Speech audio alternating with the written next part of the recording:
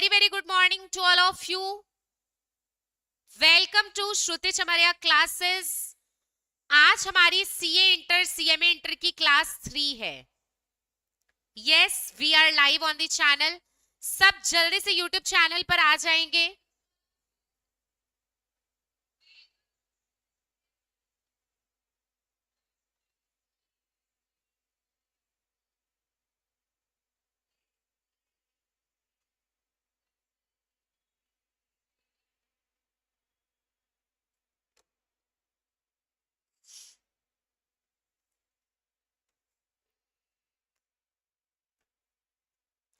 तो हम लॉ के अंदर बहुत इंपॉर्टेंट चीज समझे थे. क्या आप लोगों को क्लियर है और याद है? पक्का याद है?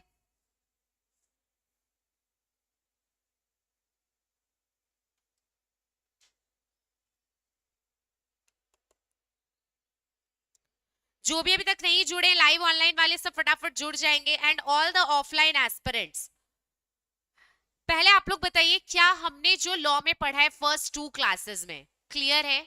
ये समझ में आ गया होगा अभी तक व्हाट इज लॉ. ये समझ में आ गया होगा how law is made in India. और ये भी समझ में आ गया होगा कि इंडिया में 3 बॉडी है, लेजिस्लेटिव, एग्जीक्यूटिव एंड जुडिशियरी. क्या इस कॉन्सेप्ट को समझने में आपको कोई भी प्रॉब्लम है? No problem at all. और मैंने आपको एक बहुत अच्छी चीज सिखाई थी, आपको याद होगा कि कैसे हम पहचानते हैं कि सेक्शंस है, कैसे पहचानते हैं सब सेक्शंस है, कैसे पहचानते हैं क्लॉज है और कैसे पहचानते हैं सब क्लॉज है. समझ में आ रहा है? आज हम लोग क्या क्या डिस्कस करने वाले, मैं आपको अभी पहले बता देती हूँ कि आज हमारा क्या डिस्कशन रहेगा, पॉइंट ऑफ डिस्कशन क्या रहेगा. तो आपको ये एक आइडिया रहेगा कि चलो आज क्लास में हम ये चीज पढ़ने वाले हैं. फिर मैं आपको एक एक करके वो सारी चीज करवाने वाली हूँ. ठीक है? आज हमारा लॉ का जो पहला चैप्टर है प्रिलिमिनरी, उसका काफी बड़ा हिस्सा आज कंप्लीट हो जाएगा. Are you guys ready?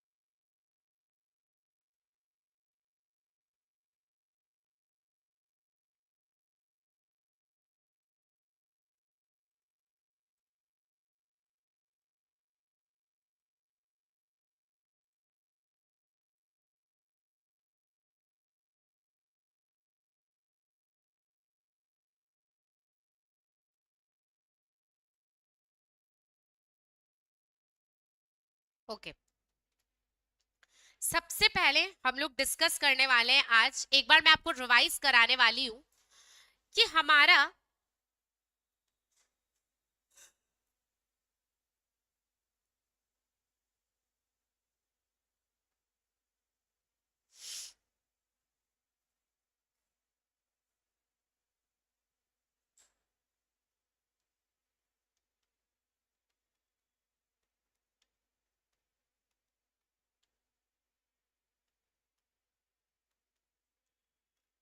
आज मैं लास्ट फिर से आपको बताने वाली हूं कि सेक्शन, सब सेक्शन, क्लॉज और सब सेक्शन को कैसे हम लोग आइडेंटिफाई करते हैं.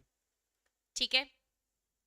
मैं कुछ आपको एग्जाम्पल्स दूंगी और आपको उसको यूज करके बताना है कि आपको क्लियर है या नहीं. ठीक है, आपको बताना है कि सेक्शन कहाँ है, सब सेक्शन कहाँ है, क्लॉज कहाँ है और सब सेक्शन सब क्लॉज कहाँ है, बता पाओगे? पक्का? चलो, मैंने लिखा सेक्शन 1, ठीक है, और मैंने यहाँ पे एक लाइन लिख दी, ठीक है, मैंने यहाँ कुछ लिखा, यहाँ कुछ लिखा, इसको हम लोग कैसे रीड करेंगे बताइए? क्या इसमें कोई सब सेक्शन या कोई क्लॉज है? नहीं, ये सिंपली क्या है? सेक्शन है। क्यों ये सिंपली सेक्शन है, कोई बता सकता है? क्योंकि यहां पर मैम सिर्फ आपने एक बात बताई, मैंने सिर्फ एक स्टेटमेंट दिया, एक बात बता के अपनी बात को खत्म कर दिया, तो ये हमारा क्या बन गया? सेक्शन बन गया। आई एम सो सॉरी, ये क्या बन गया? हमारा सेक्शन बन गया। क्लियर है? क्लियर है? अच्छा, अब मेरे को एक बात बताओ,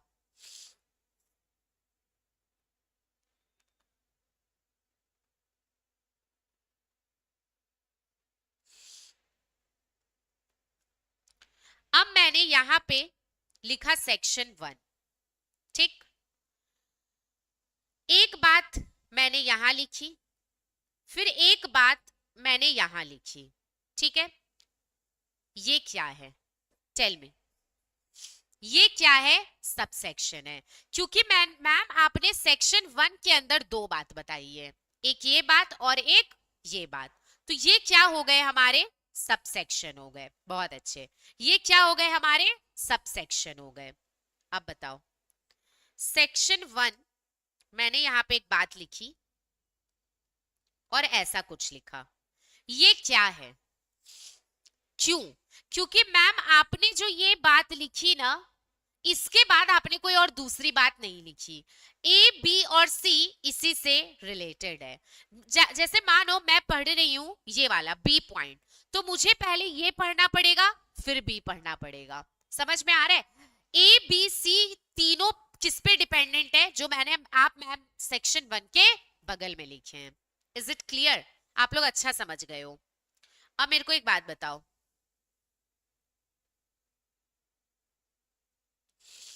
मैंने लिखा सेक्शन 1, ठीक है,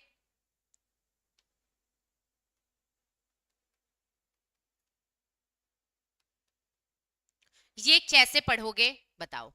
फटाफट बताओ चैट बॉक्स में, इसको कैसे पढ़ोगे? सेक्शन 1 ये तो दिख रहा है, सब सेक्शन 1। अच्छा, कैसे पता कर पाए कि ये 1 जो है ये सब सेक्शन है? क्योंकि मैम दो बात आप सेक्शन 1 में बता रहे हैं, एक यहां और एक यहां।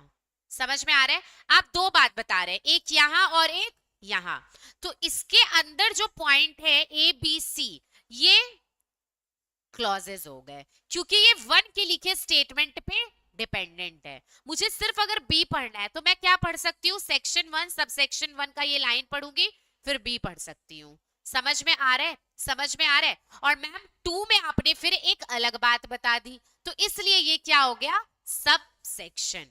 बहुत अच्छा, अब बताना,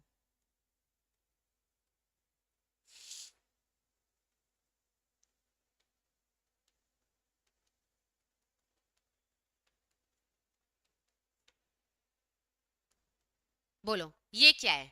section 1 subsection 1, clause A sub clause 1। समझ में आ रहा है? समझ में आया? खुशी? ये सेक्शन हो गया, ये सब सेक्शन हो गया। क्यों? क्योंकि देखो एक बात हम यहां बता रहे हैं और एक बात यहां बता रहे हैं, दिख रहा है स्क्रीन? दिख रहा है स्क्रीन? तो ये दो सब सेक्शन हो गया, ये क्लियर है? एक एक करके समझो। सेक्शन 1 के अंदर ए बी है, बी बी है, सी बी है, तो ए क्लॉज है, बी भी क्लॉज है और सी भी क्लॉज है। ए के अंदर भी दो बातें जो ए से रिलेटेड है, तो ये ए हो गया क्लॉज और उसके बच्चे हो गए सब क्लॉज। ये मैं एक वापस समझाती हूं, देखना। मैंने लिखा यहां पे सेक्शन 2, सेक्शन 2, मैंने लिखा सब सेक्शन 1, मैंने यहां कोई बात लिखी, उसमें लिखा क्लॉज ए, ठीक, क्लॉज बी, क्लॉज सी। क्या तुम्हें ऐसा नहीं लग रहा है कि ma'am A B C one के ऊपर डिपेंडेंट है, जो आप वन एक पॉइंट लिखे, फिर मैंने लिखा ऐसा, एक मैंने स्टेटमेंट लिख दिया, फिर मैंने लिखा 3 A B C। कैसे पढ़ोगे? Section 2 sub section 1 clause A clause B clause C, इसको ऐसे पढ़ेंगे, section 2 sub section 1 clause A, section 2 sub section 1 clause B, section 2 sub section 1 clause C, section 2 sub section 2, फिर सेक्शन 2 सबसेक्शन 3 क्लॉज ए, फिर clause B clause C. ये best तरीका है sections और सब सेक्शंस को समझने का। Is it clear? पक्का क्लियर है? बहुत अच्छा।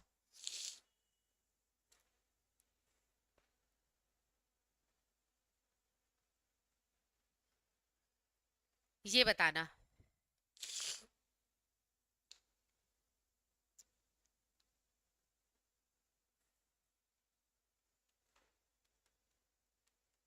क्या है? Section 5 clause A B C, क्योंकि मैम सेक्शन 5 के बगल में आपने एक लाइन लिखी जो कंप्लीट नहीं हुई और उसके बाद आपने 3 पॉइंट बनाए, मतलब ए बी सी हम जब भी पढ़ेंगे हम इस लाइन को जरूर पढ़ेंगे। तो ये क्या हो गया तुम्हारा? क्लॉज हो गया। ये क्या हो गया? क्लॉज हो गया। अब आप लोग अपनी कॉपी में एक डायग्राम बनाएंगे। कॉपी खोल लो सब, फटाफट सब कॉपी खोलेंगे।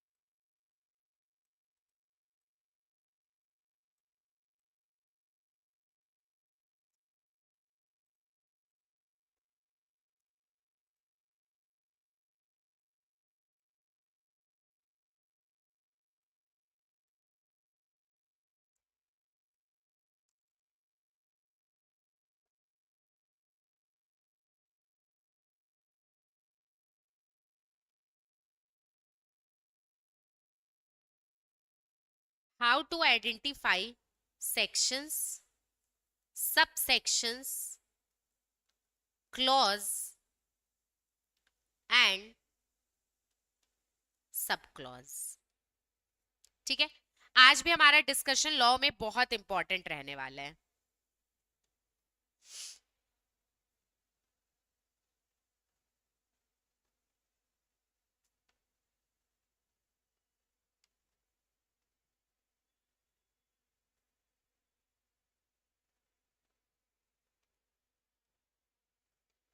पॉइंट नंबर 1,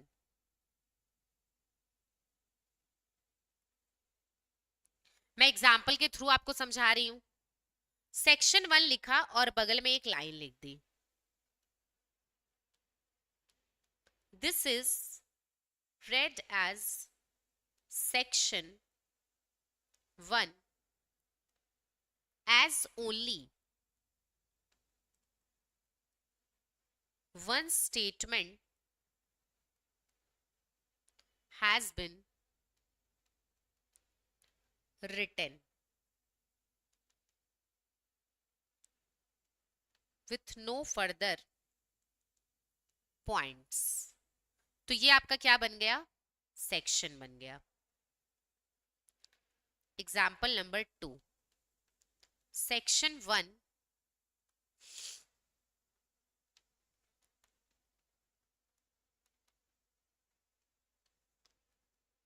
ठीक है, स्क्रीन सबको विजिबल है? दिस इज, इसको कैसे रीड करेंगे? Section 1 subsection 1 subsection 2 and subsection 3. Because, क्यों ऐसा? देखो क्यों ऐसा? Because section 1 wants to convey 3 independent statement. समझ में आ रहा है? अगर तुम ये समझ गए, तुम best section sub section clause sub clause को समझ जाओगे. और मैंने पूरा लिखवा दिया है, तो आपको कभी भी डाउट हो ये वाला पेज खोल लेना. लॉ का एकदम सेपरेट कॉपी बनाए हो, मैं पहले ही बोल चुकी हूँ. तो अगर आपको सेक्शन सब सेक्शन समझना है, एकदम आप सही जगह पर हो, एकदम सही एक्सप्लेनेशन से आप समझ पाओगे. You just have to go through these master notes, जहां पे मैं पूरा बता दूंगी कब सेक्शन के बाद सब सेक्शन है, कब सेक्शन के बाद क्लॉज है, कब सेक्शन के बाद सब सेक्शन क्लॉज है, कब सेक्शन के बाद सब सेक्शन क्लॉज और सब क्लॉज है. 4 से 5 एग्जाम्पल लिखकर समझाऊंगी. This will be best explanation for understanding section sub section clause sub clause. ये जो हम रट लेते हैं कि डेफिनेशन के सेक्शन में सारे डेफिनेशन क्लॉज में है, आज ये मैं आपको बताऊंगी कि ये गलत सोच है. एलएलपी से मैं आपको प्रूव करूंगी कि सेक्शन 2 में डेफिनेशन है, बट पहले वहां सब सेक्शन है और फिर क्लॉजेज है. तो जरूरी नहीं है कि डेफिनेशन में सेक्शन के बाद हमेशा क्लॉज आता है. याद कर लिए ये चीज कभी नहीं होने वाला है. चलिए पॉइंट नंबर 3, सेक्शन 1.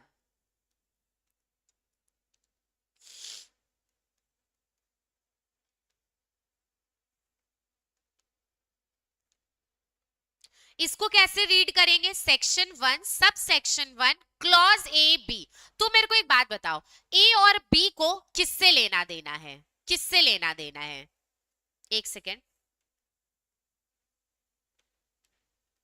ए और बी को किससे लेना देना है? सब सेक्शन 1 से. समझ में आ रहा है? ए और बी को किससे लेना देना है? सब सेक्शन 1 से. समझ आ रहा है? जब भी ए और बी को पढ़ेंगे तो पहले सब सेक्शन 1 को पढ़ना पड़ेगा.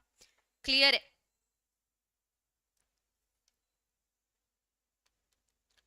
दिस इज, इसको कैसे रीड करते हैं?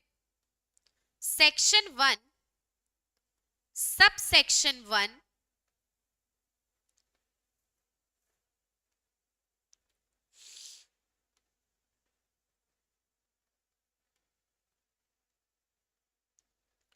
क्लॉज ए, फिर वैसे ही section 1 subsection 1 clause B, section 1 subsection 1 clause C, and section 1 sub section 2, section 1 sub section 3. क्यों? क्यों आप बताइए, क्यों ऐसा क्यों हुआ? आप नहीं, आप बताएंगे ऐसा क्यों हुआ कि सेक्शन 1 सब सेक्शन 1 है, 2 जो है वो सब सेक्शन है, वो क्लॉज नहीं है. क्यों ऐसा? क्योंकि सेक्शन 1 3 अलग अलग बात कन्वे कर रहा है, एक सब सेक्शन 1 से, एक सब सेक्शन 2 से और एक सब सेक्शन 3 से. तो फिर मैम ए और बी क्या है? ए और बी सब सेक्शन 1 का ही हिस्सा है. अब क्लियर है?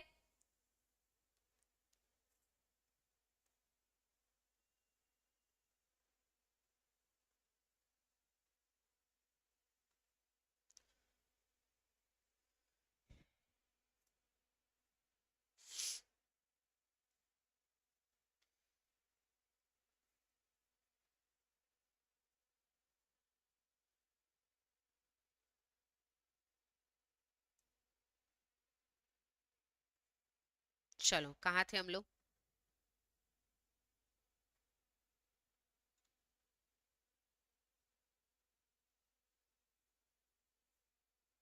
ठीक है,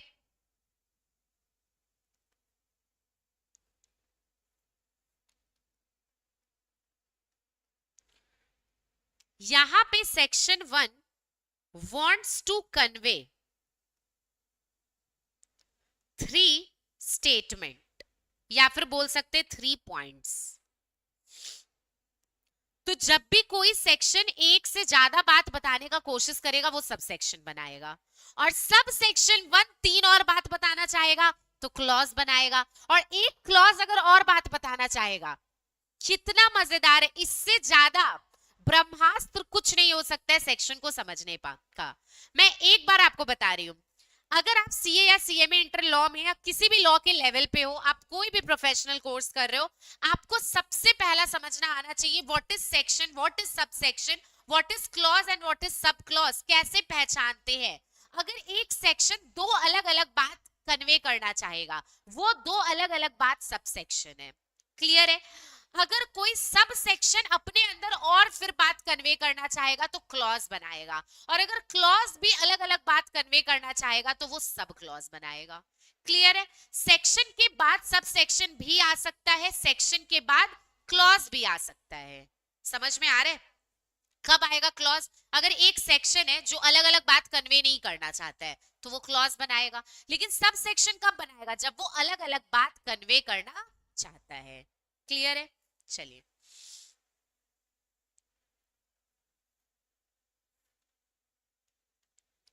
and subsection 1 wants to convey A, B and C. That's why they are clause. Clause A, B, C will always be read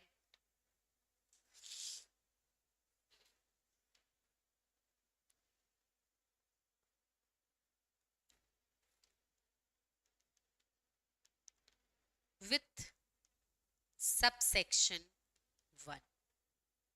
easy है, इजी है।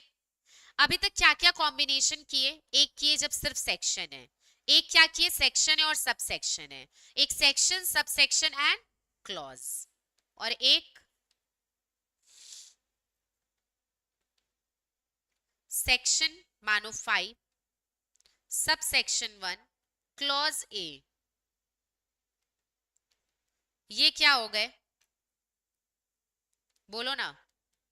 Section 5 sub section 1, clause A और सब क्लॉज 1। समझ में आ रहा है? Section 5 sub section 2, section 5 sub section 3। मैं इसका अलग से एक्सप्लेनेशन नहीं लिखा रही हूं, आप इसको अच्छे से समझ चुके हो। क्लियर है? ये है तरीका सेक्शन, सब सेक्शन और क्लॉज को समझने का। बताइए ऑल द ऑफलाइन एस्पिरेंट्स, क्या आप लोगों को कोई भी डाउट है? पक्का?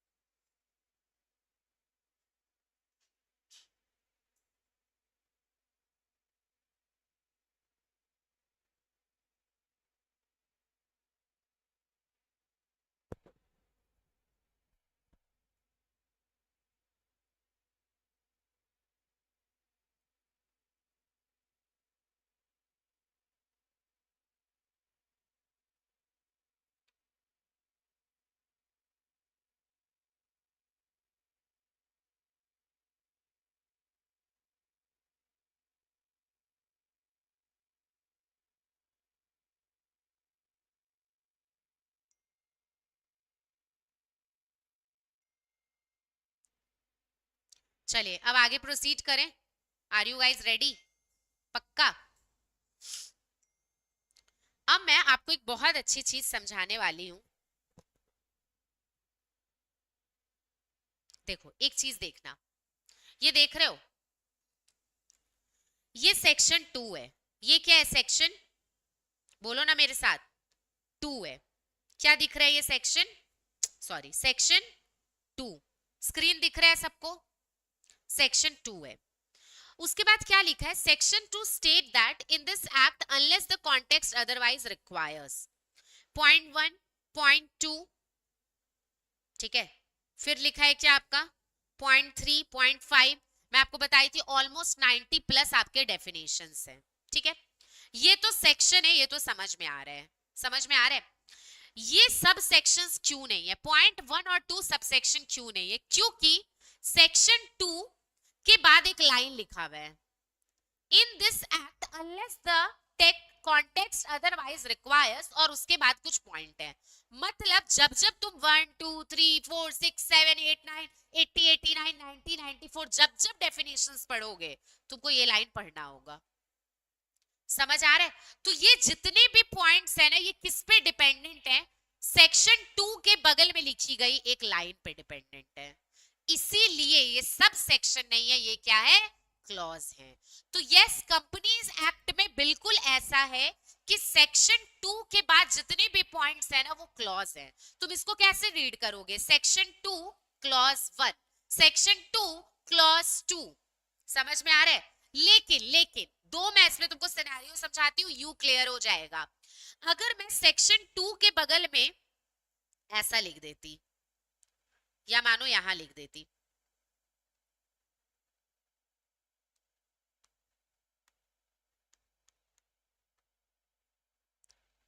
यहां लिख देती, तो ये क्या बन जाता, सेक्शन 2 सब सेक्शन 1 क्लॉज 1 2 बन जाता। तब ये सारा का सारा क्लॉज किस में आ जाता, सब सेक्शन 1 के अंदर, समझ में आ रहा है। अब पक्का क्लियर है ना। लेकिन यहाँ पे तो ऐसा है ही नहीं, ये तो मैम आप जबरदस्ती लिखी हैं, तो इसीलिए ये मैम क्या है, ये क्या है बोलो तुम लोग, ये क्लॉजेस हैं। समझ में आया, समझ में आया पक्का। अच्छा, एक और चीज होता जब ये सब सेक्शन कहलाते, सेक्शन 2 लिखा हुआ रहता और मानो ये लाइन नहीं लिखा हुआ रहता, तो भी तुम क्या बोलते कि तब मैम ये सब सेक्शन है, क्योंकि सेक्शन 2 के बाद ये सब अपना इंडिपेंडेंट इंडिपेंडेंट चीज हो गया, ये किसी भी चीज पे डिपेंडेंट नहीं है। बट अभी जितने भी डेफिनेशन है 1 2 से लेके जितना भी है 95 डेफिनेशन, वो कहीं ना कहीं इस स्टेटमेंट पे क्या है, डिपेंडेंट है, इसलिए ये क्या बन गए, क्लॉज बन गए। अब समझ में आ गया होगा पक्का। अच्छा, अब मैं तुमको एक चीज दिखाना चाहती हूँ, यहां देखो लिखा है मींस, क्या लिखा है, मींस, दिख रहा है, अब दिखेगा, यहां क्या लिखा है,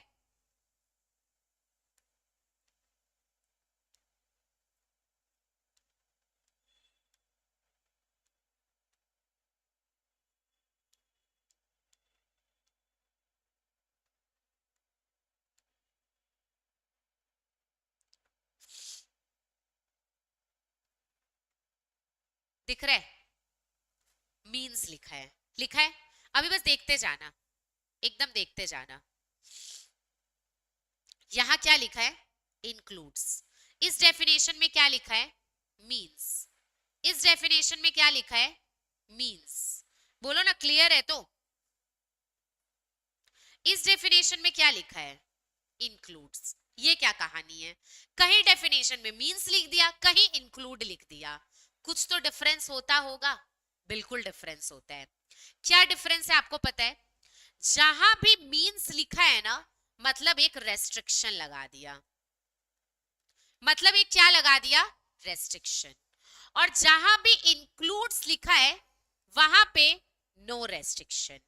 मैं तुमको एक बात बताती हूं, मैं बोली फोन का मतलब ये होता है, फोन मींस ये होता है, 2 3 लाइन लिख दी, दुनिया की कोई भी और चीज अब फोन नहीं कहला सकती है। फोन अब क्या कहलाएगी मैम, जो आपने लिखा है बस वही कहलाएगी, क्योंकि आपने क्या लिखा, फोन मींस, मतलब यही है, जो है फोन का मतलब यही है, इसके अलावा कोई भी चीज का मतलब फोन नहीं हो सकता, पक्का। लेकिन लेकिन मैं लिख देती यहां पे, अगर मैं यहां लिख देती फोन इंक्लूड्स, क्या लिख देती? Phone includes. आपको पता है बहुत चीजें हैं जो फोन के फिर डेफिनेशन में ऐड हो जाती। समझ आ रहा है? मतलब जो फोन का मतलब तुम समझते हो वो तो रहता ही, प्लस ये डेफिनेशन क्या हो जाता, कोई रेस्ट्रिक्शन नहीं है, इसमें और भी चीजें ऐड की जा सकती है। समझ आ रहा है? ये होता है मींस एंड इंक्लूड्स। मींस का मतलब है एग्जॉस्टिव, जो है सिर्फ यही है, बट इंक्लूड्स एग्जॉस्टिव नहीं है। हम चाहे तो उसके डेफिनेशन को और बड़ा कर सकते हैं, क्योंकि वो इंक्लूड्स है। वो जब चाहे जब लॉ बोले उसमें और भी चीजें ऐड की जा सकती है। बट मींस का डेफिनेशन का मतलब क्या है? एक रेस्ट्रिक्शन लगा देना, जो है यही है। क्या तुम लोग मेरे साथ कुछ ऐसे डेफिनेशंस पढ़ना चाहोगे? पढ़ना ही पड़ेगा। अच्छा, मैं तुम लोगों को ऑलमोस्ट 70 to 80 डेफिनेशन पूरा कंपनीज एक्ट के क्लासेस में सिखा दूंगी, रटवा दूंगी पूरा का पूरा डेफिनेशन। ठीक है, चलिए सबसे पहले पढ़ते हैं कंपनी का डेफिनेशन। जानते हैं कंपनी के डेफिनेशन में क्या लिखा है? क्या है? मींस, मतलब जो है यही है कंपनी का डेफिनेशन, जो है यही है कंपनी का definition. Company means a company incorporated under this act. This act का क्या मतलब है? यस, कंपनीज एक्ट 2013, पूरा बोलो, द कंपनीज एक्ट 2013, और under any previous company law, जैसे कि प्रीवियस कंपनी लॉ 1956 का था। समझ में आ रहा है? तो कंपनी का मतलब क्या है? कंपनी का डेफिनेशन इंक्लूड्स दिया या फिर मींस दिया? मींस दिया, बोला यही, इसके अलावा किसी और कुछ चीज को कंपनी नहीं बोल सकते हैं। क्लियर रखोगे दिमाग में तो याद रहेगा, कंपनी का मतलब सिर्फ यही होगा। आज मैं बोल दी कि मैं एक बिजनेस खोली हूँ, ये कंपनी है, तो बोलोगे मैम पहले हम देखते हैं आपका डेफिनेशन में फिट बैठता है कि नहीं। तो मैं ना तो 2013 में हूं ना मैं 1956 में हूं कि अंदर रजिस्टर्ड नहीं है, तो क्या मैं कंपनी कहलाई? नहीं। तो क्या बोलते हैं? कंपनी मींस अ कंपनी जो कहां इनकॉर्पोरेट हुई, या तो 2013 वाले एक्ट में या फिर 1956 वाले में। मैं 1956 क्यों, अब तो हम 2025 में, बहुत सारा कंपनी है जो बहुत साल पहले बना, 1956 के टाइम पे। क्या वो कंपनी अभी बंद हो गया कंपनीज एक्ट 13 आने पे? नहीं, अब वो 13 फॉलो कर रहा है, बट वो इनकॉर्पोरेट किस में हुआ था? अपने दादाजी वाले लॉ में, कंपनीज एक्ट 1956 में, तो वो भी कंपनी है। तो कंपनी का मतलब क्या है? Company means a company incorporated under this act और अंडर प्रीवियस एक्ट। समझ में आ रहा है? प्रीवियस एक्ट क्या है? The companies act 1956। समझ में आ रहा है? तुम लोग मेरे को एक चीज बताओ, तुम लोग एग्जाम्पल पढ़ो, एकदम यू क्लियर हो जाएगा। Reliance industry limited, Reliance company का बात कर रहे हैं, कब बना? टाटा स्टील 1907 में, इंफोसिस 1981 में, श्रुति चमरिया क्लासेस प्राइवेट लिमिटेड, ये बना अभी। ठीक, तुम बताओ क्या हुआ? क्या ये सबको कंपनी बोलेंगे? हाँ, क्योंकि मैम ये किस एक्ट में बना है? जो रिलायंस है वो बना 1956 वाले एक्ट में बना, टाटा स्टील 1956 में बना, इंफोसिस 1956 वाले लॉ में बना, और श्रुति चमरिया क्लासेस प्राइवेट लिमिटेड किस लॉ में बना? 2013 वाले लॉ के अंदर। समझ में आ रहा है? कब बना ये मैटर नहीं करता है, कौन से एक्ट में बना ये मैटर करता है। तो ये चारों एग्जाम्पल कंपनी के डेफिनेशन में आए कि नहीं आए? आए। क्यों? क्योंकि ये चारों दो में से कहीं एक इनकॉर्पोरेट हुए, या तो कंपनीज एक्ट 2013 में या फिर कंपनीज एक्ट 1956 में। यही क्या है? तुम्हारा कंपनी का डेफिनेशन है। समझ में आ रहा है? मानो मैं एक कैफे खोली, क्या खोली? मैं इसकी सोल प्रोप्राइटर हूं। ठीक, मैं सबको बोल रही हूं मैंने कंपनी खोली है, कंपनी खोली है, कंपनी खोली है, खुशी आई, बोली मैम आप कंपनी लॉ 2013 में इनकॉर्पोरेट हुए हैं, खुद को बनाए? हम बोले नहीं। अब तुम बोलोगे मैम आप कंपनी कैसे बोल रहे हैं खुद को? कंपनी का तो मतलब ही होता है जो किसमें इनकॉर्पोरेट हुआ है, या तो 2013 वाले एक्ट में या 1956 वाले एक्ट में। तो आप कंपनी नहीं बोल सकते खुद को, आप सोल प्रोप्राइटरशिप ही रहिए, आप कंपनी मत बोलिए। तुम लोग मानो सीए इंटर करके सीए फाइनल भी क्लियर कर लिए, तुम लोग सीए बन गए, तुम लोग अपना मिल के सारे बैचमेट एक कंपनी खोल लिए, तो तुम लोग कंपनीज एक्ट 2013 के अंदर खुद को इनकॉर्पोरेट किए, बनाए, क्या किए, बनाए, तो तुम लोग कंपनी कहलाओगे। समझ में आ रहा है? अभी मैं तुम लोगों को 2-3 अच्छा अच्छा डेफिनेशन कराऊंगी, उसके बाद मैं तुम लोगों को कंपनी का फीचर्स, कंपनी का मतलब, क्यों कंपनी बनाते हैं लोग, ये सब कराऊंगी। आज हम लोग एक बहुत अच्छा केस लॉ भी करेंगे, salmon versus salmon and company limited. ठीक है, सैलमन मतलब सल्लू भाई नहीं, सैलमन एक आदमी का नाम था, बहुत पहले का केस लॉ है। पहले ये बताओ, यहां तक क्लियर है? कोई भी डाउट है? अगर डाउट है तो पहले बोलो, फटाफट बोलो।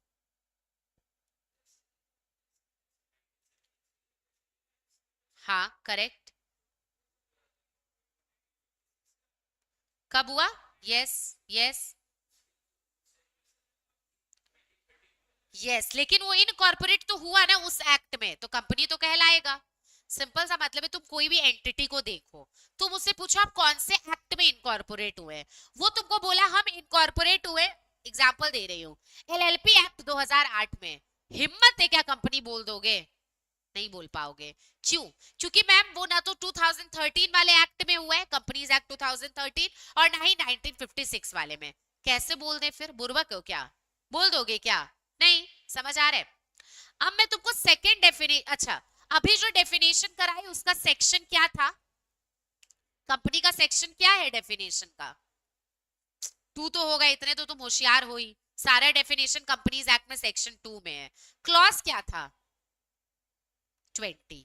याद रखना है, कहा है कंपनी का डेफिनेशन? 2 क्लॉज 20। याद है ना, कंपनीज एक्ट में सेक्शन के बाद सब सेक्शन नहीं है, क्योंकि एक ही बात बोला उसी का कंटिन्यूएशन है, अलग अलग बात बोलता तो सब सेक्शन होता। सेक्शन 2 के बाद एक लाइन लिखा हुआ था ना, फिर पॉइंट था ना, तो वो क्या है, इसलिए क्लॉज है।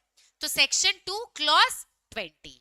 समझ आ रहा है? पता है कुछ बच्चा लोग रट लिया कि जब ए बी सी है ना तो क्लॉज है, गलत है। ये तो 20 है बट फिर भी क्या है, ये क्लॉज है। समझ आ रहा है? अब मैं तुमको पढ़ाने जा रही हूँ 2 क्लॉज 11। क्या पढ़ाने जा रही हूँ? 2 क्लॉज 11। ये दोनों बड़ा समझदार कॉन्सेप्ट है, और इसको समझने के लिए तुमको भी समझदार होना पड़ेगा। अभी मैं तुमको समझा रही हूँ बॉडी कॉर्पोरेट। क्या समझा रही हूँ? बॉडी कॉर्पोरेट और कॉर्पोरेशन। क्या समझा रही हूँ? बॉडी कॉर्पोरेट और कॉर्पोरेशन। क्या लिखा है? बॉडी कॉर्पोरेट या कॉर्पोरेशन इंक्लूड्स, देखना अभी, a company incorporated outside India. क्या बोला? बोला बॉडी कॉर्पोरेट का मतलब है ऐसा, बॉडी कॉर्पोरेट का मतलब तो बोला ही नहीं, बोला बॉडी कॉर्पोरेट या कॉर्पोरेशन का डेफिनेशन इंक्लूसिव डेफिनेशन है। मैं तुमको एक सिंपल सा बात बता देती हूँ, जितनी भी कंपनीज है वो सब बॉडी कॉर्पोरेट है, वो सब क्या है, बॉडी कॉर्पोरेट है। लेकिन बोला और भी चीजें जो बॉडी कॉर्पोरेट है, तो इसको बताने के लिए ये डेफिनेशन लगा दिया इंक्लूड्स। क्या लगा दिया? अभी और चीजों को ऐड कर दिया। इंक्लूड्स मतलब क्या, जो है वो तो है ही, लेकिन और भी चीजें ऐड हो गई। क्या चीजें ऐड हो गई? Company incorporated outside India. तुम सोचो, जो कंपनी फॉरेन में बना है बट इंडिया में बिजनेस करता है, वो भी हमारे लिए बॉडी कॉर्पोरेट है, बट क्या वो कंपनी है हमारे लिए? समझ में आ रहा है? वो हमारे लिए क्या है, बॉडी कॉर्पोरेट है। तो बोलते हैं includes a company incorporated outside India but does not include. But अभी कुछ दो केस है जो बॉडी कॉर्पोरेट नहीं है। अभी इसको यहां एक बार रहने देना, अभी मेरा एक बात सुनना तुम लोग।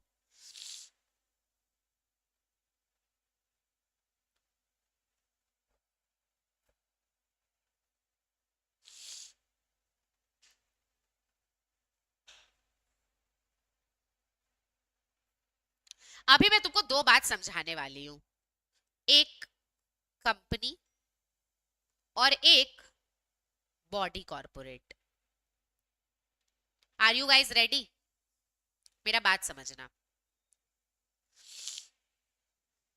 जितनी भी कंपनीज है, कंपनीज का डेफिनेशन क्या है पहले मेरे को ये बताओ, मेरे को ये जानना है तुम लोगों से।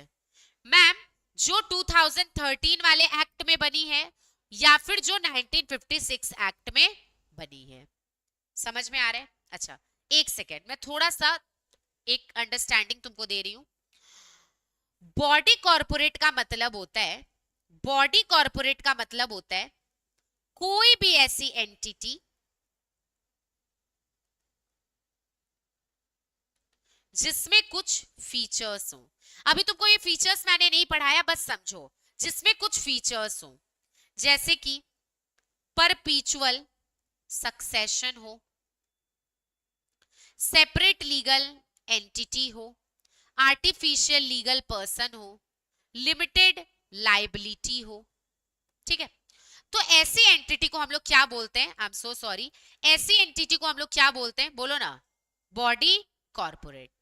मैं तुमको अभी कुछ एग्जाम्पल दे रही हूं, बताना है तुमको कि वो बॉडी कॉर्पोरेट है, कंपनी है, वो क्या है, तुमको बताना है मेरे साथ। ठीक है, बता पाओगे? बिल्कुल बता पाओगे।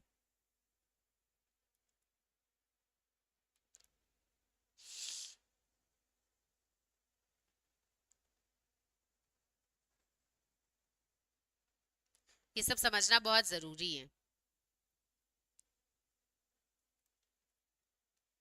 श्रुति प्राइवेट लिमिटेड 2013 वाले कंपनीज एक्ट में बनी है।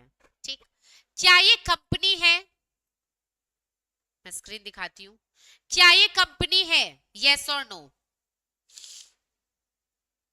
क्या ये बॉडी कॉर्पोरेट है? बिल्कुल, जो कंपनी है वो बॉडी कॉर्पोरेट है। मैं तुमको कारण बताऊं, क्योंकि नीचे जो मैंने कुछ फीचर्स लिखे ना, ये हर कंपनी में होते हैं। अगर कोई कंपनी है तो उसमें ये फीचर होंगे, परपीचुअल succession, separate legal entity, artificial legal person, limited liability. तो मेरे एक ब्रह्मास्त्र लाइन याद करोगे, हर कंपनी बॉडी कॉर्पोरेट है, but her body corporate company हो ऐसा जरूरी नहीं है। क्या बोली मैं? हर कंपनी बॉडी कॉर्पोरेट है, but her body corporate company हो ऐसा जरूरी?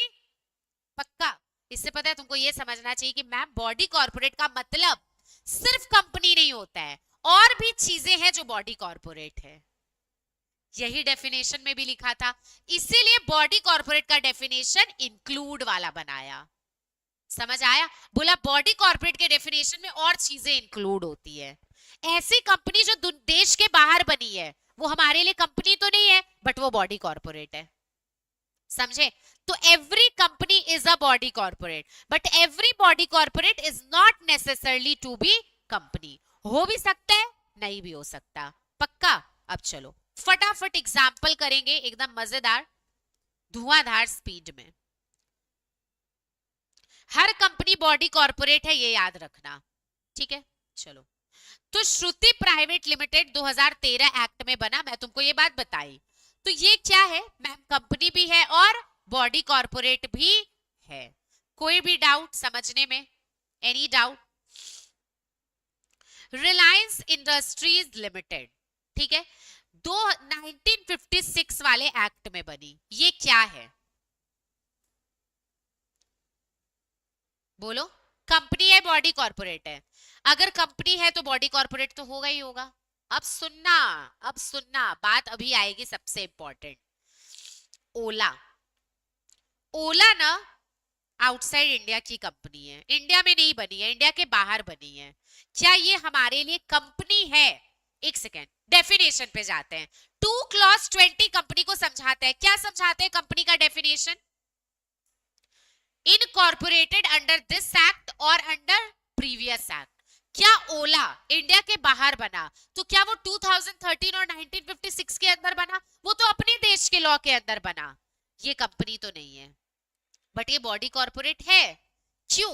क्योंकि इसमें भी मैम वही फीचर है जो आप बताइए एक बॉडी कॉर्पोरेट में होते हैं। समझ में आया? पक्का? एक और एग्जांपल मैं बोली, एक एलएलपी है। एक एलएलपी एक टाइप, जैसे कि पार्टनरशिप होता है वैसे एक एलएलपी भी होता है। एलएलपी क्या है? कंपनी है क्या एलएलपी? किसी भी हाल में नहीं है। एलएलपी 2013 या 1956 एक्ट में नहीं बनता है। एलएलपी का अपना एक्ट होता है 2008, याद रखना। LLP act 2000। मजा आ रहा है? लेकिन क्या ये बॉडी कॉर्पोरेट है? मैं बता रही हूं है। समझ में आया? पक्का? क्या समझ में आया? ये समझ में आया ma'am,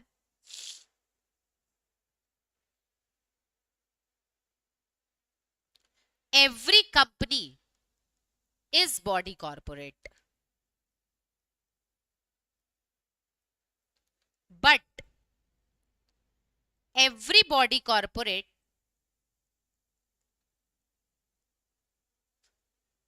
need not be necessarily company. हाँ हाँ, ये नोट कर लो, नोट्स जहां सेक्शन वाला लिख रहे थे ना वहीं लिख लो।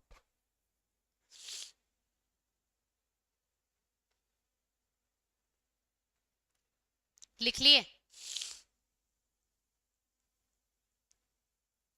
कंपनी का मतलब क्या है एज पर सेक्शन 2 क्लॉज 20? जो कंपनीज एक्ट 2013 में बनी या जो कंपनीज एक्ट 1956 में बनी। लिख लिए? और बॉडी कॉर्पोरेट का क्या मतलब है? As per 2 clause 11। आज दो डेफिनेशन याद हो गया, 2 क्लॉज 20 एंड 2 क्लॉज 11। देखो, बॉडी कॉर्पोरेट का मतलब है जिसमें कुछ फीचर्स हो, जैसे कि परपीचुअल सक्सेशन हो, सेपरेट लीगल एंटिटी हो, आर्टिफिशियल लीगल पर्सन हो, लिमिटेड लाइबिलिटी हो, एंड अभी नेक्स्ट टॉपिक हम लोग यही पढ़ने वाले हैं, कॉमन सील हो, उसको बोलते हैं बॉडी कॉर्पोरेट। अब सेक्शन 2 सब सेक्शन 11 क्या बताता है? इंक्लूड्स कंपनी, जैसे मैं लिखी हूं वैसे ही लिखना, इनकॉर्पोरेटेड आउटसाइड इंडिया। समझ में आया? पक्का?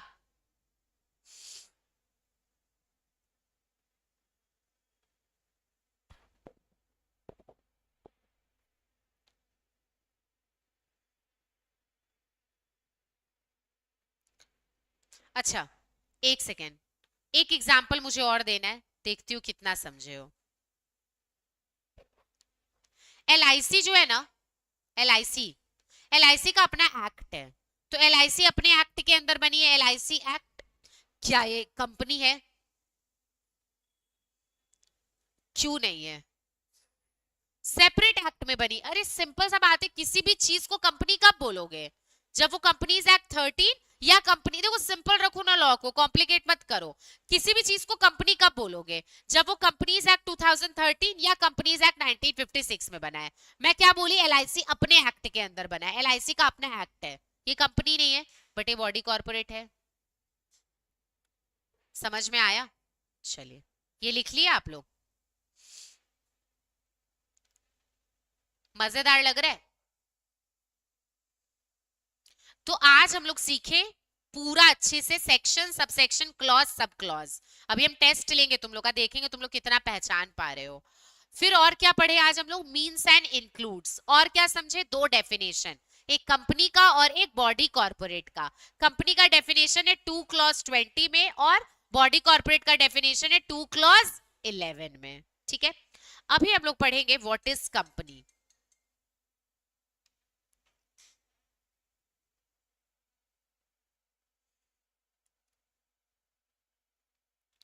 पहला मेरा क्वेश्चन है तुम लोगों से,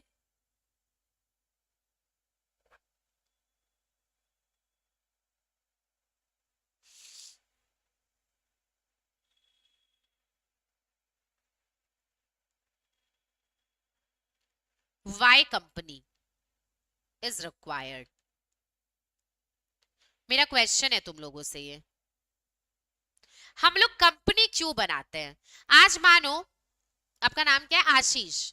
आज मानो आशीष को कोई बड़े होके सीए बन के एक बिजनेस शुरू करना है।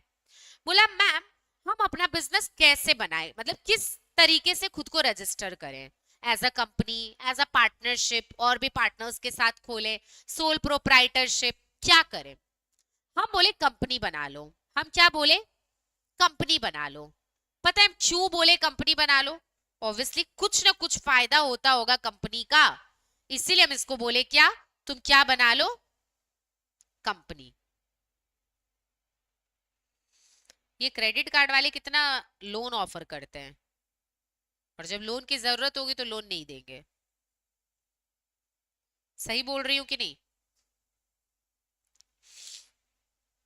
कभी लोगों को फोन करना, मेरे को जेन्युइनली लोन चाहिए, एडुकेशन लोन या कोई भी, तब 50 कंडीशन बता देंगे और ऐसे फ्री में लोन बांटते रहेंगे।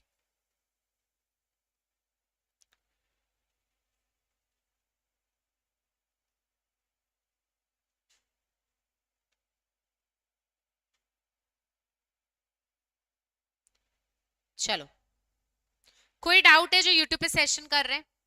बोलते कंपनी बनाना क्यों जरूरत है, समझना मेरा बात।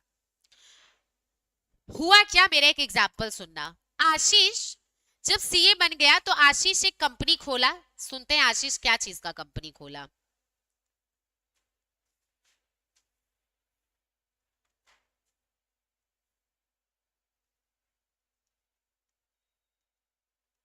सीए कचौड़ी वाला। जब एक एमबीए चाय वाला हो सकता है तो सीए कचौड़ी वाला क्यों नहीं हो सकता? What bad? अच्छा ही है, बहुत पैसा कमाओगे। लोग को कचौड़ी पसंद भी बहुत होता है, मुझे भी बहुत पसंद है। चलो, because I am from Bihar तो लिट्टी कचौड़ी चाट ये सब बड़ा पसंद आता है, समझ आ है। चलो, अब एक बात समझो, सीए कचौड़ी वाला आशीष एक बिजनेस खोला। आशीष इसका क्या है, ओनर है, ठीक। अच्छा, आशीष एक कंपनी खोला, ये क्या है, इन नेचर ऑफ कंपनी है। अब तुम बोलोगे मैम कैसे कंपनी है? ये अपने को कंपनीज एक्ट 2013 के अंदर क्या किया है, इनकॉर्पोरेट किया है। देखो हम कोई भी चीज तुम लोगों का ऐसा नहीं रखेंगे जो समझ में नहीं आए। Everything will be written on notes, will be written on your brain. ये समझ, ये मत अभी लिखो मत, रुक जाओ, अभी बहुत पिक्चर बनाएंगे, आर्ट एंड क्राफ्ट ही करते रहना फिर। चलो, ये क्लियर है, सीए कचौड़ी वाला खोला, आशीष एक कंपनी खोला। अब देखो एक चीज और हुआ, हम एक बिजनेस खोले। अब मेरे बिजनेस का नाम भी थोड़ा बता दो, क्या चीज का बिजनेस खोले हम? हुक्का दारू बोलना मत, क्लास से निकाल देंगे। मेकअप का, ठीक है, क्या नाम बताओ कुछ। चलो मैं बताती हूँ, सीए मेकअप वाली। मैंने क्या बनाया बिजनेस, सीए मेकअप वाली। हम लोग इसका पेटेंट ले लेंगे, कोई चोरी करके बिजनेस खोल लिया, हम लोग सोचेंगे यार हम लोग लॉ में डिस्कस किए थे और लोग खोल लिए। ऐसा ही होता है, समझ में आ रहा है? सीए मेकअप वाली भी मैंने एक बिजनेस खोला। ये कौन हूं, मैं हूं। अब समझना क्या हुआ, मैं ना कंपनी नहीं बनाई, मैं बनाई सोल प्रोप्राइटरशिप। क्या बनाई, सोल प्रोप्राइटरशिप। मैं अपने आप को एज अ कंपनी नहीं बनाई। तो क्या मैं कंपनी कहला सकती हूँ? नहीं मैम, आप जब उस एक्ट में इनकॉर्पोरेट ही नहीं हुए तो कंपनी कैसे कहलाओगे? मैं सोल प्रोप्राइटर बनी। अब सुनना क्या हुआ, कुछ समय बाद जब आशीष करोड़ों रुपया कमा लिया, कंपनी में फ्रॉड वर्ड हुआ, और भी लोग होंगे कंपनी में, मेंबर्स होते हैं क्योंकि, जैसे आईटीसी वगैरह, रिलायंस है। आशीष 100 करोड़ रुपया लेके दुबई भाग गया, ठीक है। और यहाँ कंपनी पे बहुत बड़ा लोन है, कर्जा है, जो कंपनी को चुकाना है, ठीक है। कितने करोड़ का लोन है? 150 करोड़ का, ठीक है। आशीष बहुत सारा सोना चांदी, लड़की मतलब वाइफ, एक ही लड़की, बहुत सारा अपना ऐसा जायदाद वायदाद बना के दुबई फरार हो गया, ठीक है। सेम ऐसा कुछ मेरे साथ भी हुआ, मेरे भी बिजनेस के ऊपर बहुत बड़ा लोन आ गया, ठीक है। मेरा लोन ज्यादा बड़ा नहीं, आशीष की कंपनी ज्यादा बड़ी है, मेरे मेरे ऊपर लोन आया मानो 35-40 लाख रुपया का, मेरे ऊपर भी लोन आ गया। अब ये कंपनी बंद होने वाली है और इधर मेरा सोल प्रोप्राइटरशिप बंद होने वाला है, दोनों बर्बाद, टीचर स्टूडेंट दोनों बर्बाद हो रहे हैं। कुछ बर्बाद नहीं हो, हम लोग पूरा अपना लाइफ सेट कर लिए। अब सुनो क्या हुआ, आशीष तो भाग गया। अब इस लोन को चुकाने के लिए जो 150 करोड़ का लोन है, उसको चुकाने के लिए जो इसकी कंपनी है, इसका असेट वगैरह बेचा जाएगा, उससे पैसा निकलेगा। बट फिर भी मैम कितना भी बेच दिया जाए 150 करोड़ रिकवर नहीं हो रहा है। तो मुस्कान बोली कि मैम क्यों ना हम लोग आशीष का गोल्ड ले लें, आशीष के पास बहुत सारा गोल्ड है, तो क्यों ना गोल्ड ले लें।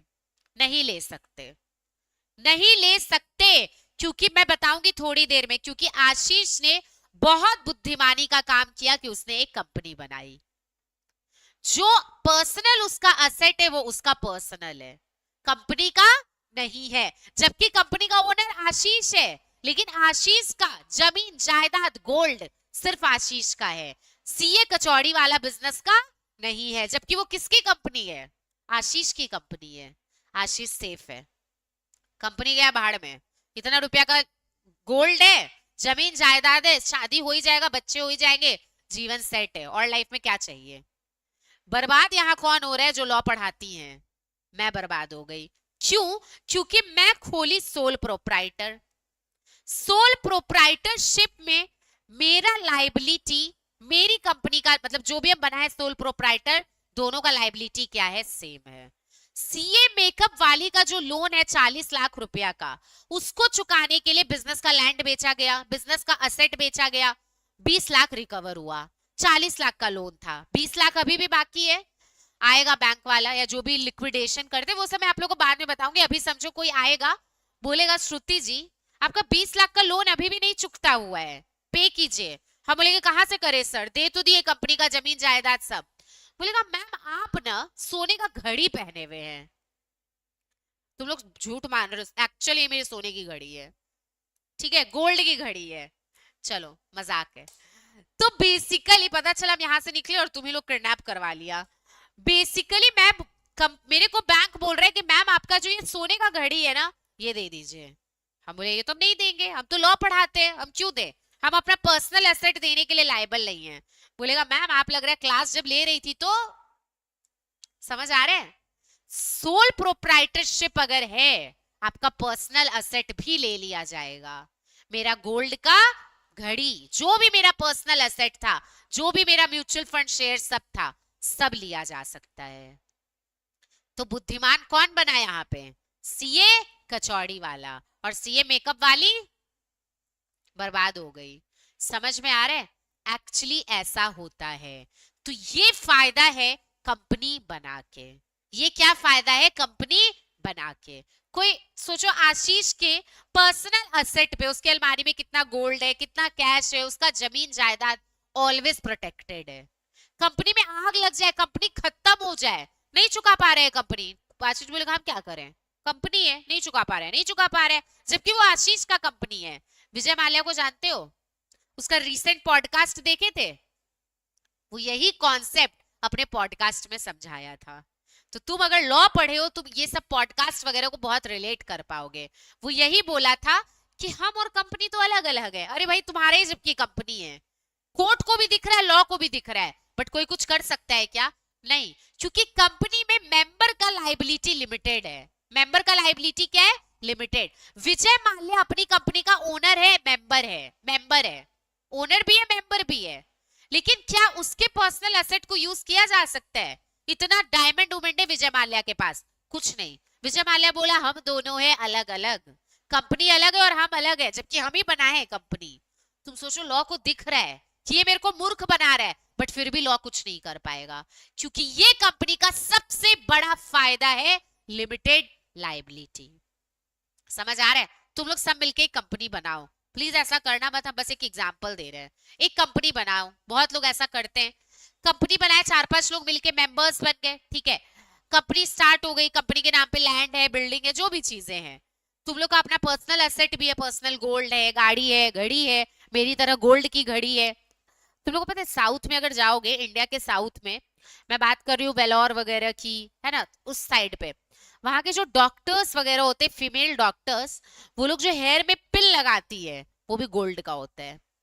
दे आर ऑब्सेस्ड विथ गोल्ड। मतलब हमारे लिए तो सोने की घड़ी कितनी बड़ी बात है, बट उनके लिए सोचो सोने का पिन। समझ आ रहा है? हल्का सा कोई सर पे मारा, पिन कहाँ जाया पता ही नहीं चलेगा। समझ आ रहा है ना? सोचो, जस्ट इमेजिन, वो लोग गोल्ड का पिन यूज करती है, गोल्ड का घड़ी पहनी रहेगी, चेन तो छोड़ ही दो। They invest their all savings and money into gold. और आज के टाइम पे उससे बड़ा इन्वेस्टमेंट कुछ नहीं है। सबसे बड़ा इन्वेस्टमेंट है गोल्ड एंड सिल्वर। चलिए, तो बेसिकली बेसिकली कंपनी का सबसे बड़ा फायदा यही है। तुम लोग एक कंपनी बनाए सब मिलके, ठीक है, कुछ साल बाद मिलके फ्रॉड कर दिए, 100 करोड़ का फ्रॉड, लोगों का पैसा ले लिए। कंपनी का जो जमीन जायदाद है वो यूज होगा, वो पैसा चुकाने के लिए।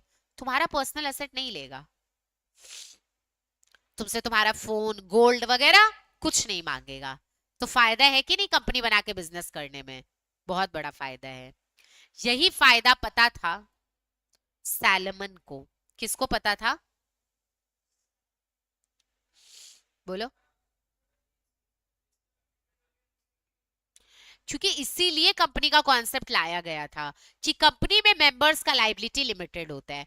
तुम बहुत अच्छा क्वेश्चन पूछे हो। अभी तुमको हम एक एग्जांपल देते हैं। जैसे एक कंपनी है आईटीसी, नाम सुने हो? ऑब्वियसली। आईटीसी में कितने मेंबर है? बहुत मेंबर्स है। मैं भी आईटीसी की मेंबर हूं, क्योंकि मेरे पास आईटीसी का शेयर्स है। अब तुम एक बात सोचो, आज हम आईटीसी का शेयर खरीदे हुए, मानो खुदा ना खास्ता कभी ऐसा हो, बट मानो आईटीसी में एक दिन आग लग जाए। क्या लग जाए? अच्छा बनाया ना आग मैंने। आग लग जाए, आईटीसी कंपनी बिल्कुल खत्म हो गई। अब आईटीसी के कुछ क्रेडिटर्स होंगे जिनको आईटीसी पैसा चुकाएगी। मानो इसका 500 करोड़ का क्रेडिटर है, तो 500 करोड़ के क्रेडिटर को पैसा चुकाने के लिए यहां मैं हूं। समझो यहां पे मिस्टर एम है, मिस एस है, बहुत सारे लोग हैं। ये लोग सब कंपनी के मेंबर्स हैं। क्या है कंपनी के? अब ये 500 करोड़ का लोन चुकाने के लिए आईटीसी का असेट यूज किया जाएगा। आईटीसी का बिल्डिंग बेचा जाएगा, लैंड, उसके जो भी असेट्स है। हम लोग की तरफ देखना भी मत, हम लोग 1 रुपया नहीं देने वाले हैं, क्योंकि हम लोग कौन है? मेंबर्स। हम, हमारी लाइबिलिटी लिमिटेड है। हमारी लाइबिलिटी क्या है? लिमिटेड। अगर हम 100 शेयर खरीदे हुए हैं और शेयर का पैसा हमें देना है 5 लाख, तो हम उस उतने के लिए लाइबल है। मेरे से 5 लाख रुपया ले लो, क्योंकि उसके लिए हम शेयर ले रखे हैं। अगर वो पैसा बकाया है तो कंपनी मेरे से वो पैसा मांग सकता है, बट बोलेगा क्या आग लग गया है, 500 करोड़ रुपया चुकाना है, अपना गोल्ड का चेन दे दो, अपना फोन दे दो, बोलेगा क्या? यही फायदा है कंपनी बनाने का। तो तुम आज सोचो, कोई भी किसी कंपनी का शेयर खरीदता अगर लाइबिलिटी लिमिटेड नहीं होता तो? मेरा तो हमेशा जान अटका हुआ रहता कि आईटीसी में कुछ भी होगा तो मेरा तो कुछ भी बिक सकता है। समझ रहे हो? इसीलिए लोग कंपनी बनाते हैं। समझ आ रहा है? बहुत मजेदार कॉन्सेप्ट था, अच्छे से समझ आया होगा। अब मैं तुमको समझाने वाली हूं एक बहुत famous case law.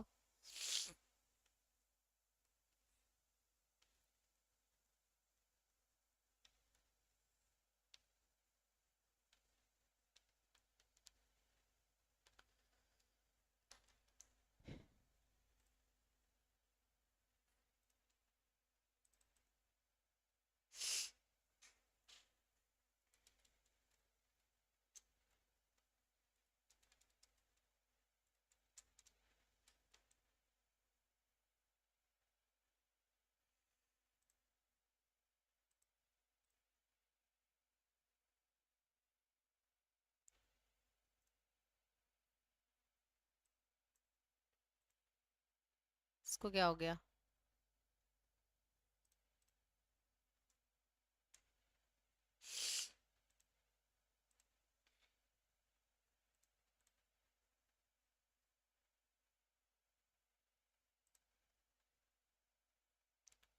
Screen visible है क्या?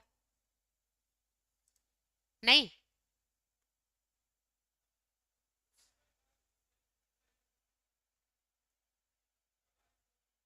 आ गया।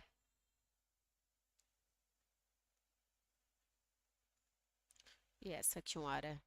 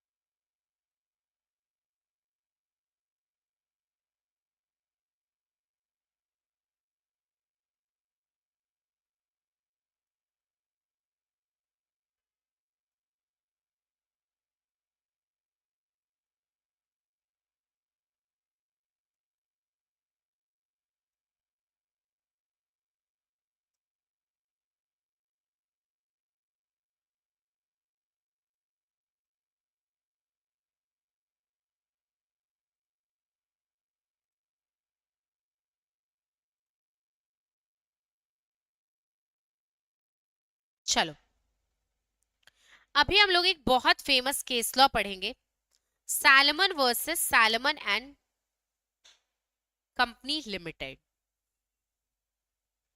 ठीक है,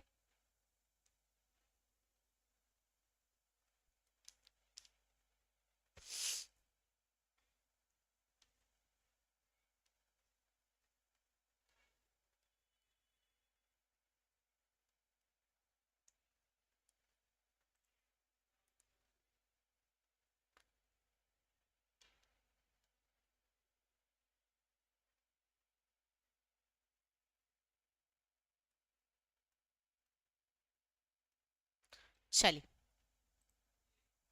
अभी नहीं करना, मैं बताऊंगी। पहले ये समझे इस केस लॉ में क्या हुआ। सैलमन एक आदमी है। हाँ, मतलब सैलमन कौन था? एक आदमी था। वो एक शूज का बिजनेस करता था। शूज का क्या करता था? बिजनेस। सोल प्रोप्राइटरशिप था ये। क्या था?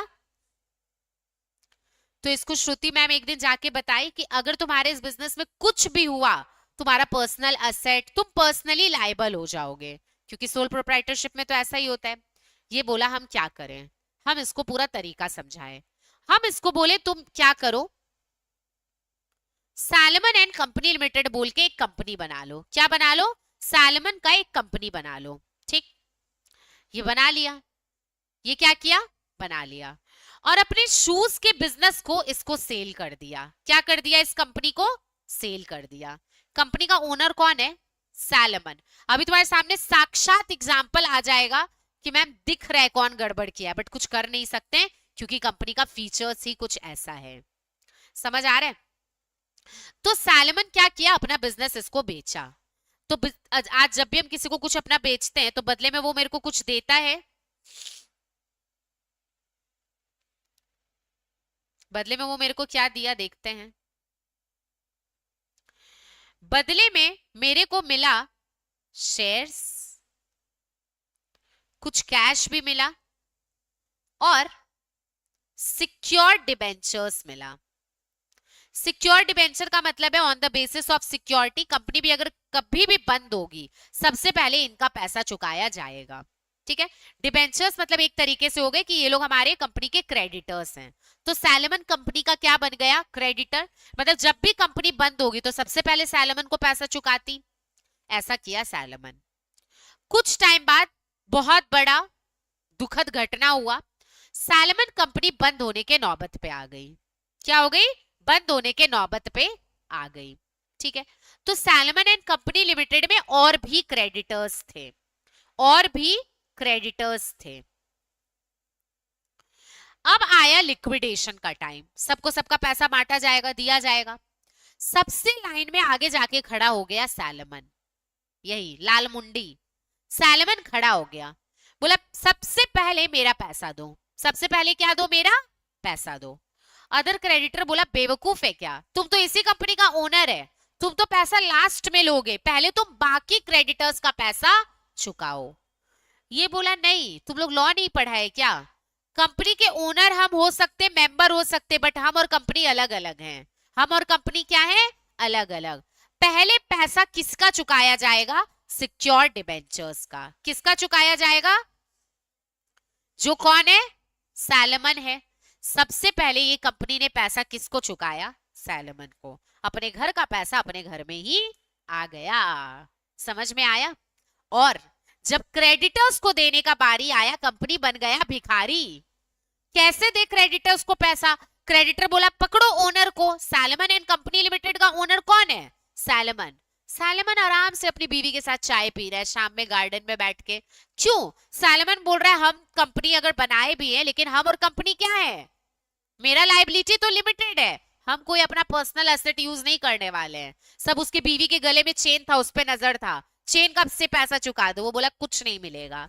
क्यों, ये कंपनी का सबसे बड़ा फीचर है, लिमिटेड लायबिलिटी और separate legal entity. Separate legal entity का मतलब होता है कंपनी, और कंपनी के मेंबर का पहचान क्या है, अलग अलग, हम दोनों हैं अलग अलग। और कंपनी के मेंबर्स की लायबिलिटी क्या होती है, लिमिटेड। समझ में आया, ये था हमारा आज का क्लास। क्लियर है, क्लियर है। जब मैं आपसे नेक्स्ट क्लास मिलूंगी तो मैं आपको एक कॉन्सेप्ट समझाऊंगी। मैं आपको नेक्स्ट क्लास क्या पढ़ाऊंगी मैं पहले बता देती हूँ। अच्छा, आज हमने क्या क्या पढ़ा, आज क्लियरली हमने section, sub section, clause, sub clause समझ लिए। आज आपको और बेटर समझ में आया होगा। अब आप एकदम कोई भी लॉ का कोई भी एक्ट खोल के बैठो, आज घर जाना, डाउनलोड करना, घर पे मैं बताती हूँ क्या, इंडियन पार्टनरशिप एक्ट, इंडियन गैजेटे, उसका एक पीडीएफ खुल जाएगा, समझ में आ रहा है, उसको खोल लेना, उसमें से रीड करना कि कहाँ सेक्शन है कहाँ सब सेक्शन है, अटकोगे तो मार्क कर लेना, या फिर एलएलपी एक्ट डाउनलोड कर लेना, एलएलपी एक्ट 2008 डाउनलोड कर लेना, पढ़ना कहाँ एक्ट सेक्शन है कहाँ सब सेक्शन है। तुमको अगर कहीं डाउट आएगा मार्क करके रखना, मेरे से पूछ लेना, फोन में स्क्रीनशॉट लेके रखना, पूछ लेना मैम ये क्या है, सेक्शन सब सेक्शन, हम तुमको विथ लॉजिक बता देंगे कि ये क्या है। आज हम लोग ये समझे, मीन्स एंड इंक्लूड्स क्या होता है आज हम लोग ये समझे, कंपनी क्या होती है आज ये समझे, बॉडी कॉर्पोरेट क्या होता है आज ये समझे। क्या हर कंपनी बॉडी कॉर्पोरेट है, बिल्कुल। क्यों, क्योंकि कंपनी के जो फीचर्स है ना वही बॉडी कॉर्पोरेट के भी फीचर्स है। बॉडी कॉर्पोरेट का भी फीचर्स है लिमिटेड लायबिलिटी, उसका भी फीचर्स है सेपरेट लीगल एंटिटी जो कंपनी का भी है। लेकिन क्या हर बॉडी कॉर्पोरेट कंपनी होगी जरूरी है, नहीं मैम। जो कंपनी देश के बाहर बनी है वो कंपनी नहीं है, बट वो बॉडी कॉर्पोरेट है हमारे लिए। एलएलपी कंपनी नहीं है लेकिन बॉडी कॉर्पोरेट है, क्यों, क्योंकि उसमें ये फीचर्स हैं तो बॉडी कॉर्पोरेट है। तो 2 क्लॉज 20, 2 क्लॉज 11 आज मैंने आपको पढ़ाया। और क्या पढ़े हम लोग, आज हम लोग समझे कंपनी क्यों बनाते हैं लोग, सबसे बेस यही था, समझ आ रहा है। फिर और क्या पढ़े, कंपनी का एक फीचर लिमिटेड लायबिलिटी, मेंबर लोग का लायबिलिटी लिमिटेड है, जितना का शेयर है बस वही तक उसका लायबिलिटी है, उससे आगे 1 रुपया का लायबिलिटी नहीं है, इसीलिए लोग लायबिलिटी कंपनी बनाते हैं। और क्या पढ़े, salmon versus salmon and company limited, आसान था। अब मैं आपको नेक्स्ट क्लास जो पढ़ाऊंगी पहले सुन लो, नेक्स्ट क्लास हम लोग पढ़ेंगे फीचर्स ऑफ कंपनी, जिसमें मैं आपको 5 फीचर्स पढ़ाऊंगी। Separate legal entity, limited liability, ये मोर और लेस आप समझ चुके हैं। Artificial legal person, common seal, समझ आ रहा है, ये सारे मैं आपको फीचर्स पढ़ाऊंगी, समझ आ रहा है। और क्या, हमारा जो चैप्टर नंबर 1 है कंपनीज एक्ट का, दैट इज प्रिलिमिनरी, वो हम लोग कंप्लीट कर लेंगे, वो हम लोग क्या कर लेंगे, कंप्लीट कर लेंगे। तो next class that will be your 4th class of law, inter law, हमारा एक चैप्टर क्या हो जाएगा, कंप्लीट हो जाएगा, क्या हो जाएगा, कंप्लीट हो जाएगा। इससे अच्छा क्या हो सकता है कि 4 क्लास में हमारा एक चैप्टर कंप्लीट हो गया। फिर हमारा 5th क्लास से स्टार्ट हो जाएगा चैप्टर 2, जो हमारा ये वाला चैप्टर था, इनकॉर्पोरेशन ऑफ कंपनी, जो हमने किया था ना, वो चैप्टर हम लोग शुरू कर लेंगे। समझ में आया? तो बस आज हम लोग यहीं तक रखते हैं, ये प्रिलिमिनरी है ना, ये हम लोग नेक्स्ट क्लास कंप्लीट करेंगे। क्या इतना डेफिनेशन मैम रट लेंगे नेक्स्ट क्लास तक? ऑब्वियसली नॉट, लेकिन कुछ मैं डेफिनेशंस आपको याद करवाऊंगी। मोस्टली डेफिनेशन जैसे जैसे चैप्टर्स आएगा, चैप्टर्स याद है, बताई थी ना लास्ट क्लास चैप्टर्स क्या होता है, वैसे वैसे डेफिनेशंस होता जाएगा। प्रोस्पेक्टस आएगा तो सारा प्रोस्पेक्टस का डेफिनेशन कर लेंगे। बस जस्ट अ मिनट, 1 मिनट और। सेक्शन 1 हमारा क्या है? टाइटल है। क्या है सेक्शन 1? टाइटल है। टाइटल क्या है? The companies act 2013। सेक्शन 1 में फिर है एक्सटेंट। क्या एक्सटेंट है इसका? होल ऑफ इंडिया, है ना। फिर क्या है? एप्लीकेशन, ये मैं आपको नेक्स्ट क्लास बताऊंगी। ये बताने के बाद मैं तुमको लगभग 10 से 15 डेफिनेशन कल याद करवा दूंगी, मतलब जो नेक्स्ट क्लास होगा, कल नहीं, कमिंग वीक में हमारी नेक्स्ट क्लास होगी, ठीक है, कल नहीं है क्लास। तो बेसिकली आपका कमिंग वीक में जो फर्स्ट क्लास होगा, मंडे, मतलब मंडे हमारा ये कंप्लीट हो जाएगा प्रिलिमिनरी। समझ में आ रहा है? और हमारा शुरू भी हो जाएगा chapter number 2, incorporation of company. Easy easy, आज इतना रिवीजन करके रखिएगा। आज रिवीजन नहीं भी करोगे चलेगा, एक जो मैं होमवर्क दूं बस वो करना। एलएलपी एक्ट डाउनलोड करना, पार्टनरशिप करना, कंपनीज एक्ट, है ना, as per Indian official gazette. और उसमें देखना, जो मैं दिखाई थी ना कल, पूरा ब्लैक ब्लैक लिखा हुआ था, वहां देखना, कोशिश करना कि तुम पढ़ पा रहे हो या नहीं। मैं एक बहुत इंपॉर्टेंट चीज भूल गई। Happy children's day to all of you. चलिए आप लोग ये चॉकलेट खाइए।